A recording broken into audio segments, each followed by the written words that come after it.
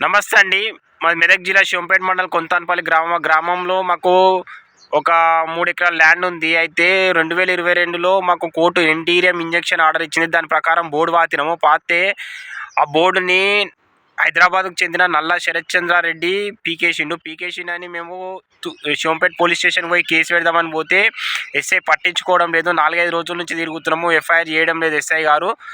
దయచేసి మా ఎస్ఐ గారు మా సమస్యను పట్టించుకొని ఎఫ్ఐఆర్ చేస్తారని కోరుకుంటున్నాం.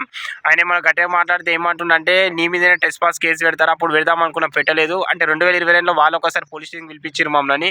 పోయినాము. పోతే మీరు కోర్టుకు పోరని సలహా ఇచ్చిండు ఇదే ఎస్ఐ. మళ్ళీ ఇప్పుడు ఏమంటుండంటే, అప్పుడే ఆ రోజే నీ మీద ట్రెస్పాస్ కేసు పెడితే అయిపోయేది, ఈ బాధ ఉండకపో మాకు అన్నట్టుగా మాట్లాడుతుండు. కాబట్టి ఎస్ఐ గారు, మీరు దయచేసి మాలాంటి బడుగు బలహీన వర్గాలకు న్యాయం చేస్తారని కోరుకుంటున్నా. మీరు ఇట్లా చేయకండి, దయచేసి మాకు న్యాయం చేయండి.